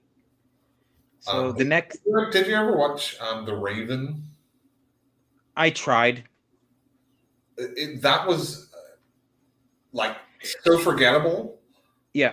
I have no memory of it, and I watched it, and there's the concept there. Yep. There's also talking about Hellraiser. There is books where it's like Sherlock Holmes. Yep. Finds it's by Paul Kane. I don't remember the name of the book, but these high concept ones where you get these literary characters or authors from the past doing something. It's like, have you ever watched Time After Time? That doesn't sound familiar. With David Warner and Malcolm McDowell, where it's H.G. Wells and it's Jack the Ripper. And basically Jack the Ripper steals H.G. Wells' time machine and goes into present, which was the 70s New York, and H.G. Wells kind of goes after him. It's an interesting movie. So the last one on the list is called Miss Harrigan's Phone, which is based on a Stephen King novella of the same name. The book, they don't have many details about the movie, but the book centers on a young boy who befriends Mr. Harrigan. Oh, I said Mrs. Harrigan. It's Mr. Harrigan's phone, sorry.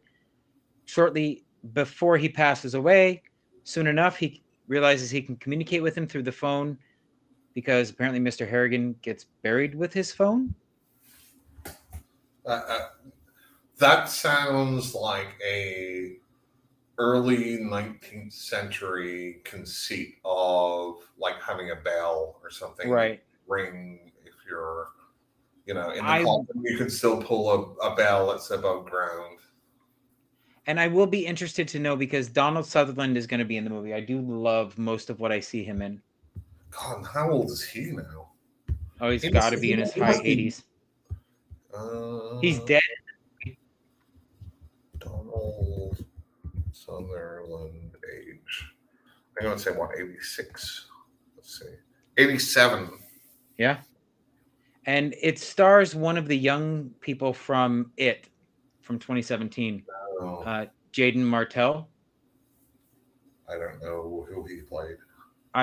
If I remember correctly, looking at this picture, I think I don't know who he was, if I'm being honest. I don't know what character that's supposed to be. I want to say Richie, but I'm not sure. Oh, he was the main. He was Bill. Bill, okay. So that looks like it could be good, but that would be something I'd wait for net. And it's a Netflix movie, so I'm gonna just watch it when it's on Netflix at some point. I have nothing else to watch. It's an interesting question. Like, what movies would you spend the money to go to the cinema to see? Right. Yeah, in general. It just depends. Like I have nothing on my horizon right now that I can think of that I would desperately want to go to the movies to see. Yeah, I mean, even the last Jurassic Park we watched while my mom was in the hospital on my tablet. So I really would have enjoyed that on the big screen, but I really wanted to watch it with my mom because the last movie or the first movie her and I ever saw in a theater together in a movie theater was Jurassic Park. Mm-hmm. Yeah, no, it's on Peacock or something now. Right? Yeah, we wound up watching it on. I won't get around to it. It's okay. I mean, it's played out. I'm not going to lie, but it was a fun bit of nostalgia to see the two original scientists come back and Jeff Goldblum. Yeah. Who was born where? Ivory Land. Northern Ireland. Hello. Yeah, whatever. He was your neighbor. You guys came out of the same hospital. Got switched at birth. I know. God, I wish I had not got switched if I had his life. Okay, very cool. So I think there's some stuff coming out which may or may not be interesting. Yeah. So is there anything else you've watched since we last recorded that you want to talk about? No. Oh, that's interesting. Thanks, Jim. No, I do have I did just started a new audiobook today called Vesic, books 7 through 15, I think it is. That sounds like a fantasy. It's an urban fantasy. It basically it takes place in the Midwest, and it's necromancers and all that kind of stuff. It's just a fun read, and I really, really enjoyed the first omnibus that I got, which was like 75 hours of audiobooks. And it was fun. It was fun to listen to, and you didn't have to take it too seriously. So I'm continuing that series. It's always good value for money. Yeah. When you get an audiobook that's long, that is like really long, that you can listen to all the way through. Yep. And I did pick up, or at least put in my library, a book by the same author from that Lost Gods book that I told you about. Uh-huh. I picked up another 2 of his books, 2 of his audiobooks. So one of them is the retelling of the Peter Pan story. It's called The Child Thief. Okay. So I'm interested to see where that goes, because I'm not going to lie. Lost Gods has got to be one of the best audiobooks I've listened to in 5 years. Is that a new book about Victor Salva? No. Sorry, that was anti-book. Uh-huh. Okay, interesting. So what about you? So I am continuing to watch House of the Dragon, the Game of Thrones. How do you feel about that? Prequel. It's good. It's good. I still have bitter thoughts about the end of Game of Thrones. So that kind of colors how I watch this a little bit. But I like the actors in it. I think it's getting there. And as far as I know, they're just taking the story from George R.R. Martin's book. So I don't think they're going to have to add additional stuff to it, hopefully, because that's where it went all wrong with Game of Thrones. Right. Where it just went off a cliff. The only other thing that I've seen is on HBO, The Night House, which is a kind of supernatural ghost movie from, I think, 2021. Really? Which I thought was excellent.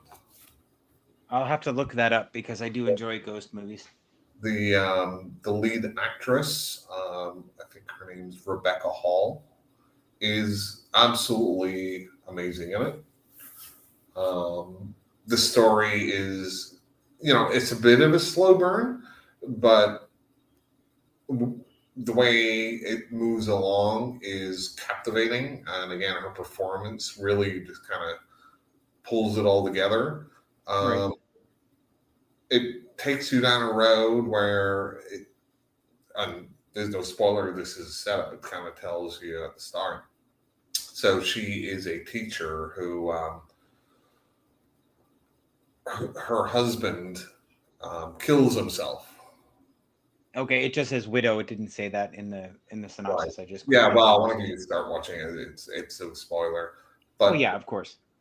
So certain things go on in this house. They lived in this house by a lake, and she is kind of finding out that he had something else going on in his life that she didn't know about. Mm-hmm. So it's kind of like a sort of detective thing, right. Supernatural, but she's great in it. There's really only like 4 or 5 main players in it, but it's really worth the watch. That sounds a lot like a movie that I watched with Famke Janssen that's kind of hard to find. 10 feet? 100 feet. 100 feet. I had this conversation with somebody online like 6 months ago, and they were talking about that movie, and I'm like, I swear I've seen it. It was brutal. I don't know anything about it, but I swear I've seen it. So she essentially is in an abusive relationship with her cop husband. And she shoots and kills him, and his cop buddies throw the book at her. And when she finally does get out of jail, she goes back to the only home she has because, Right. she's been in jail for 10 years or whatever. But she's now on probation, on house arrest. So she's got an ankle monitor and she can only go 100 feet past her front door. Right. And what you find out is that her husband, his spirit, his restless spirit, is still in that house and wants revenge. Yeah. And a lot of the kills in the movie are extremely brutal. Oh, really? Maybe Yeah. I haven't seen it then because there's one kill, and I don't want to spoil it by telling you who it is, but he essentially grabs him and slides him up into the ceiling like a jackhammer, pounding him into the ceiling, and you just see his entire face collapse in on itself. It was great. Oh, yeah. Maybe I haven't seen it then. I definitely know about it. And it's a really good movie. It's just hard to find. Like, I haven't found it anywhere streaming.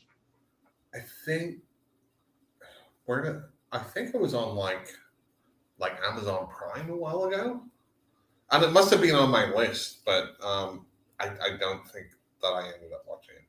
Let's see. And this was a long time ago. This might have been a year and a half ago. Well, the movie's from 2008. I didn't realize it was that old, but I don't see it streaming anywhere.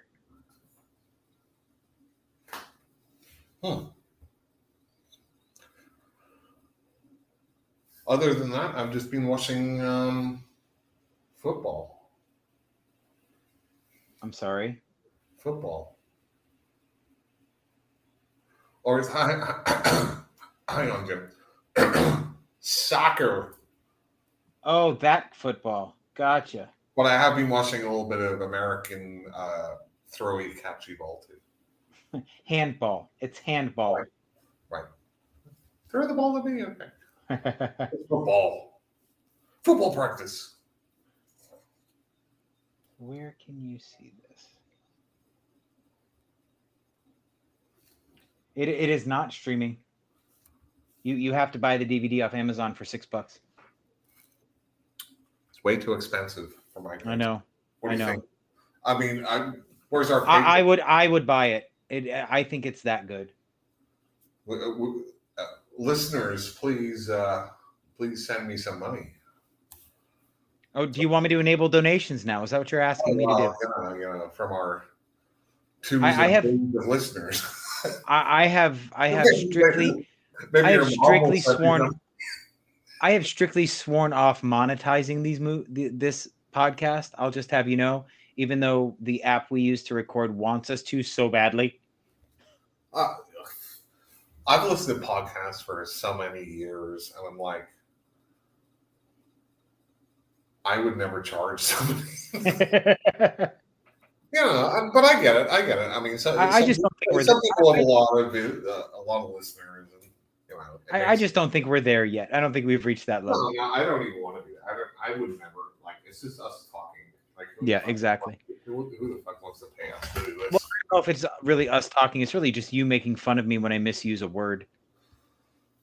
Are you saying you're not erudite or sagacious?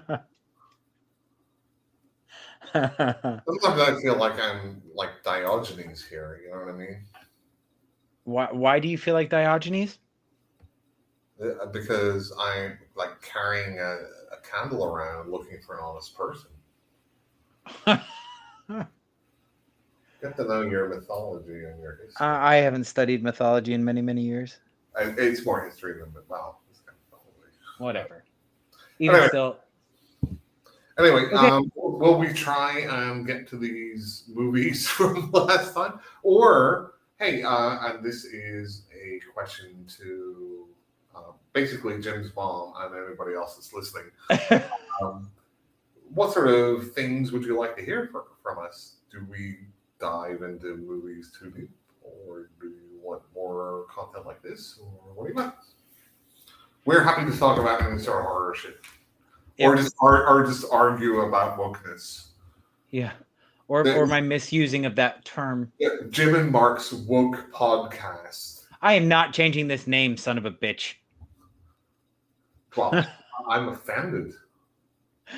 This name will remain the same, so make it work. When you say son of a bitch, you are taking the female form. And Jim, you are just abusing that word. Fuck me. Apologies to Jim's mom and any other non-male, maybe binary or non-binary people out there. Jim?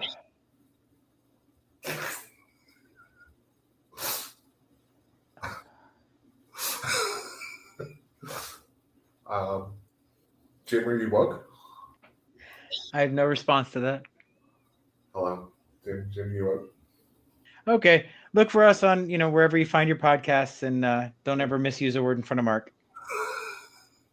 Yeah, don't be an idiot. Yeah, let me do that for you. Just keep tuning in. Anyway, thanks everyone. Thanks, guys. And we'll catch you on the next one. Yep, absolutely.